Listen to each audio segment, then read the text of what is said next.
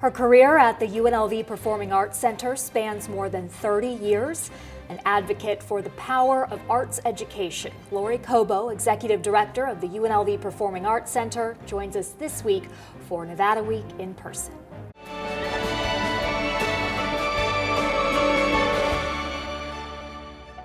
Support for Nevada Week in person is provided by Senator William H. Hernnstadt and additional supporting sponsors. The UNLV Performing Arts Center is set to raise the curtain on its 46th season on September 9th. That's when flamenco composer and guitar virtuoso Antonio Rey will make his debut at the venue. Lori Cobo, classically trained in piano starting at 7 years old, is here to talk about the upcoming season, as well as what led her to getting what she calls her dream job as Executive Director of the UNLV Performing Arts Center. Lori, thank you so much for joining us for Nevada Week in person. Thanks, Amber. Not only do you put on world-class performances for the Las Vegas community, but you are adamant that Southern Nevada, particularly students in Southern Nevada, get some sort of education out of it. First off, why? Well, I think education in the arts is so vital. I think that it's one of those programs when you look at the challenges that the school districts have, that they are often the first things, one of the first things, that and athletics are the first two things that come to mind that are quick cuts for the school districts. And it's such a sad statement because those are the opportunities that our young people look for. And they're so vital to those kids' stability. They need those. The creativity and the exercise, and even exercise in art is important. And so those things are important, and they open the doors to so many things, so many possibilities. And so that's an important thing for us. Our show for Nevada Week this week had a segment on mental health care for children, and one of the therapists utilizes drawing as a form of self-expression for children to understand what they're going through. That's one form of why the arts are so important, and the creative process as well. Why do you think that is important for children? It's important because it gives the kids an outlet to express themselves, and it allows them to open the door to that creativity and to dream the possibilities of so many things. You know, when you give the kids the opportunity to see the possibilities of what art could bring to their lives, it's amazing. Whether it be in vocal performance or theater, or you put an instrument in their hands, the world opens to so many possibilities for them. Providing a lot of hope, perhaps. Yes. How do you go about using your performances at the Performing Arts Center to educate students? We have, when we bring our artists in, most of our artists, I ask all of them to do outreach opportunities. So when we had, just this past season, the Romero's Quartet was our closing performance this year.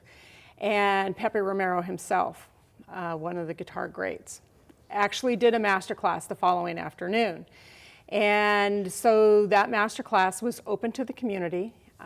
It was UNLV students that actually performed for Pepe, but it was open to Clark County School District students, and the general UNLV, or the general Vegas community could come and watch the instruction being given. So it was a rewarding experience, not only for the students to hear the instruction being given by Mr. Romero himself, but it was also the community could hear it. And it's interesting to see that it plays both directions, right? Mutual benefit, I would imagine. Absolutely. One of the most interesting stories from that perspective, back in September of 2017, we had Taylor Davis. She's a violinist. She came, and we actually took Taylor out to Pinecrest Academy, and she was performing for the third grade class. all the third graders. And her mom was accompanying her at the time, and she had pulled me aside and she had told me that she was concerned because Taylor was used to performing, doing her master class opportunities with high school students or older, and that Taylor and her husband had made the decision at the time not to have children, and that she wasn't used to working with younger kids. And it had such an impact on Taylor to be around those young students that a couple of years later when I reached out to Taylor, because I like to stay in touch with our artists as well after we create that relationship. A couple of years later when I reached out to Taylor, she and her husband actually had a son.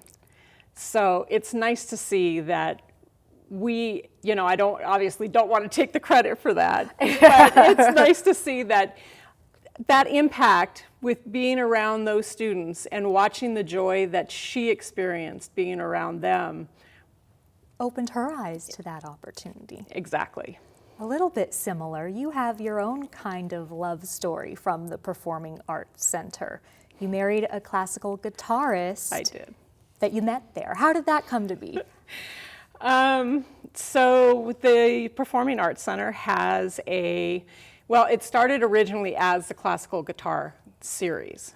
Back in 2005, the classical guitar series was created, and the classical guitar teacher at the university, Ricardo Cobo, went and met with the then dean, Jeffrey Cope, and one of our major donors, who still is today, Dr. Mitchell and Pearl Foreman, to discuss the possibility of creating a guitar series at UNLV. Since that time, Ricardo and I have worked together for the past, now it's going on 22 years.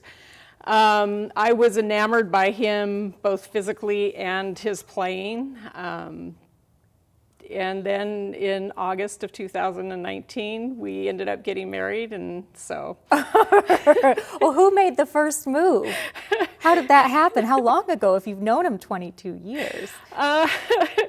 Well, at the time, we both were not available. We were both married, but so it progressed. We both ended up getting divorced, and that it was a mutual thing, and it just kind of took hold. And as things happen like that, they Yes. sure do.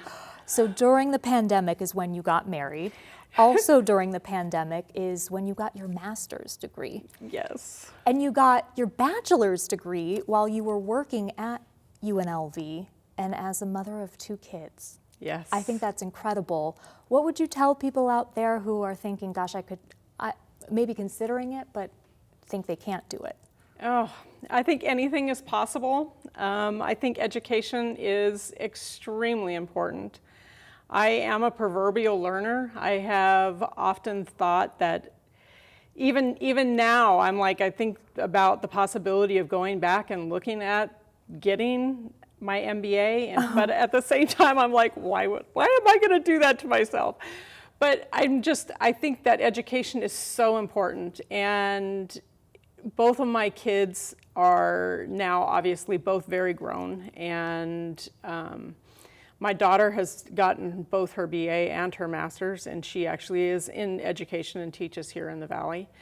My son has his bachelor's in computer science. So education, I made sure that was a value that was instilled in both of them. And you lived it. Yeah. And you set the example. Exactly, and it's very important. And I think that education is it's so paramount to everything that we create in society. And I think that and sitting in an institution of higher education, I think it's just the right thing, and education is just really important. You got your start at the UNLV Performing Arts Center as an usher. I did. When you were in high school at Bonanza High School. Yes. Did that open your mind to the business aspect of performing arts? Because that's what you are in, the business side. And what is it like being on the business side of arts? They seem to contradict each other. Actually, I enjoy the business side of arts. Part of the reason why I didn't end up on the stage was because I was fearful. The stage fright of performing always took the better end of me. Okay. So I'm happy to be able to be on the other side and be able to still be part of arts and be able to give art back to the community. So by sitting on the other side and being able to be a presenter and bring world-class artists in and give it back to the community, I'm still able to be part of the art. And so that's something I really value. It's really important to me. When I look through this upcoming schedule, one performance that stood out to me was Cirque Mechanics' Zephyr, A Whirlwind of Circus. And that is a tale about our choices for our planet and its resources, the unrelenting tug of war between man and nature in the name of progress. We cover a lot of environmental issues here at Vegas PBS. That stood out to me. And that will particularly have an educational aspect for local children, right? Yes, yes. We're really happy to be teaming up again with Chris and Aida Lashua with Cirque Mechanics. They are a community-based entity here in Southern Nevada. We had them as part of our season a couple of years ago when they presented 42 Feet. They will do community outreach with us in partnership, not only for the school district, which we are doing a free performance for the school district on the Friday before our public performance, but they are also going to be doing masterclass opportunities for the college. So we'll be doing workshops with the Entertainment and Engineering Design program. We will be doing stuff with the Department of Dance. We will be doing stuff with the theater department. So there are going to be interdisciplinary programs going between our colleges and also then the big performance with the school district. So it's a really exciting opportunity, and we're really grateful to Chris and Aida for bringing this back into our community and keeping it here on our home turf and letting us work with them again. So. Not many cities can say that they have the opportunity to work with Cirque. Yeah. I think that's very special. Yeah. What would you be telling people? You talked to me off camera about, wow, it's so nice to have activity back in the Performing Arts Center after it was closed during COVID. Yeah. What would you tell people to get them to come back out? Do you need them to come back out to remember what it's like? Yeah, I mean, there's nothing like live performance. I mean, you know, it was one thing, and we even created live from the UNLV PAC during the shutdown and giving the College of Fine Arts students an opportunity to live stream performances during the shutdown because we couldn't have people in our venues, right? But now that our venues are open and filled with sounds again, which is so amazing, please come back. We are ready for you. We can't wait to see you. It's amazing to have sounds in our venues again. We just got done hosting an entire month of the Clark County School District festivals with band, orchestra, and choir.